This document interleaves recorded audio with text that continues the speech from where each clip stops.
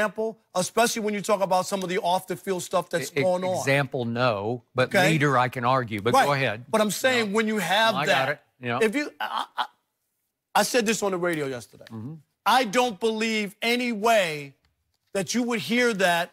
Here's a compliment for Tom Brady and the Patriots, that would ever come out, even though you might even be able to get away with it with Tom Brady, with all the winning, all the success, and all the, you know what I mean, that's gone on over all these years. I don't believe they would do that and put that out there the way that they have. And we know now. It's funny, in New England, there's no real GM because Belichick he wears both hats, really. But go ahead. Yeah, and the other part is, when you think about this, now for all the people just want to bash AB and say Antonio Brown, now you might have a reason why when you look at this and say, you don't know what Ben said to him or what tone or how it was done to where he was offended. And I know people say, well, you should just look past it and play football and be a man and all that other stuff. But now there's a little peek into the Steelers and how they operate, and maybe he has a case. Maybe there's more examples and other stuff. I'm not saying AB is without fault and he hasn't done some things that you wish he wouldn't have done because he's such a great player. That was an understatement. No, I'm just saying. Yep. But I do think that Kevin Colbert had, if they're not going to be a playoff team, Skip, because they're going to lose Le'Veon Bell and Antonio Brown, they might have a hard time putting together a team after these comments and after the way the players might feel about Ben and where he's viewed as far as management. So I do have a big problem with it, and I think players have a right to push back. By the way, there have been so many negative comments come out of that locker room over the last 2 years. This ranks about 8th to me. That's how bad it's been. That's how in disarray, that's how chaotic that locker room has become. In part, I find these comments sad on a bigger picture level because I remain a big Mike Tomlin fan. I've always said on national TV for years, if I could play in the NFL, I'd want to play for that guy because every time I watch him post-game, or even pre-game, he inspires me. I want to play. I want to suit up for him. But he lost control of his locker room. In part, these Kevin Colbert comments became an indictment of Mike Tomlin because he should be the final voice in the locker room. He should be the buck stops with the head coach, and it hasn't stopped with the head coach, and it's almost like a desperate plea to the locker room. Okay, I'm going to anoint a new leader who should have been a leader all along, our quarterback. And I got to tell you, I get these were harsh comments. They were over strong comments. They became shrill. They became between the lines, explosive and controversial, and for all the reasons you just brought up. But the point of them, the principle of them, the bottom line of them was all solid to me. It all made sense to me because the first statement he made was he's the elder statesman. Well, he is the elder statesman because he's the only one left from the last Super Bowl team, right? And Ben has played in 3 and won 2. He has not been a choir boy off the field. And we know about the 2 major incidents, for one of which he got suspended, right? And so you're good on that one. I give you all those points. But I think it's a desperate plea to everyone else in the locker room when he's talking about he's got 52 kids under him. He means in football years that they just don't have the experience that Ben has had on the biggest stage. Nobody else has played in a Super Bowl. And his point was when you do get other guys playing in the Super Bowl, then they can say, it's my turn to start to lead this team. But they don't have anybody who even qualifies as a leader on this team because they're younger and less decorated than the quarterback. I think you could have said it in a better way, and I think that the way he said it, you read more into it.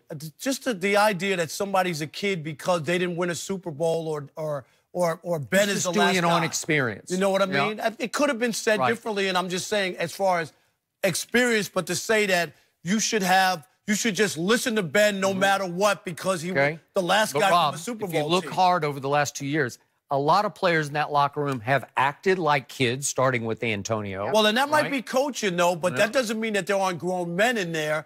And for Kevin Colbert to act as if there aren't any grown men just because a handful, Skip, and I'll give you that. But that doesn't mean there aren't veterans in there who are grown men who are going to work every day and trying to make, trying to win something. They were 6-2 last year. They were 6-2 on their way. Did Ben lead them to the playoffs? No, but it was a deeply troubled football It was. team. There's a lot of things. They did have a big late season win against New England. Remember that? Yeah, but that was the one where Tom Brady couldn't even throw the ball out of bounds. Couldn't throw the ball out of bounds. Yeah. Don't you remember that bad pick? Who won the Super Bowl? I forget. Oh, I remember. Who won? The Patriots defense. Remind Oh, the Patriots defense. Did they win the game against the Chargers and at the Chiefs? That's all. Forget it. Yeah, that's different story.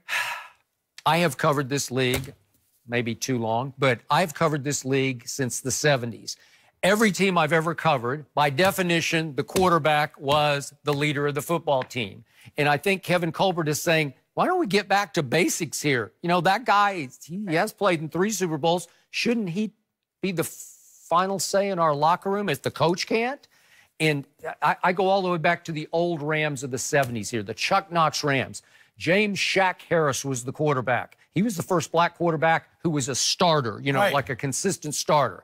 I got to know James, had the pleasure, the honor of knowing him, and he became the leader and the voice of that football team that was obviously a pretty white football team, but he took over.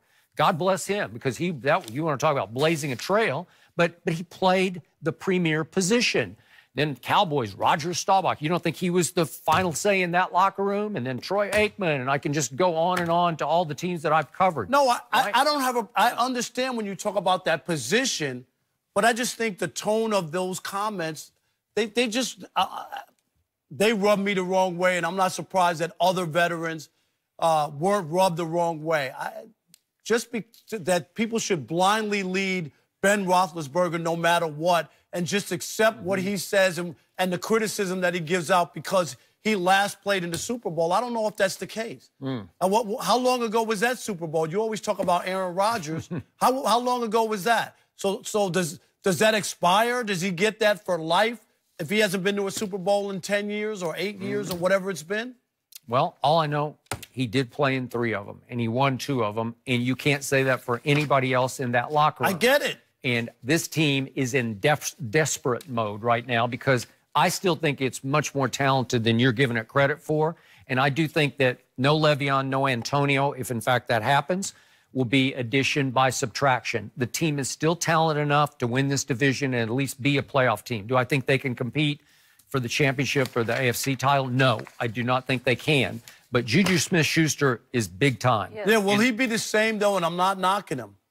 Will he be the same without AB on the field is what I'm asking you, Skip. Will they play differently? Love Juju. I love James Washington at Oklahoma State, and he was just a rookie last year, and he took a public beating occasionally from Roethlisberger, who criticized him pretty heavily.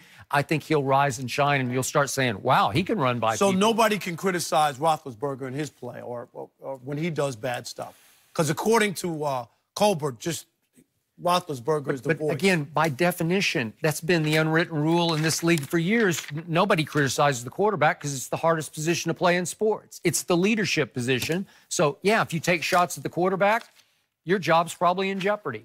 I feel like you add this to the list of the problems surrounding this organization. I mean, how much have we talked about them all year? I mean, they have been in the news more than anyone else. Almost all negative. It feels Everything's like always it's been controversial. negative, always. All right. Well, we're going to go back to the fact that the Lakers did get the win last night, but was it actually the fact that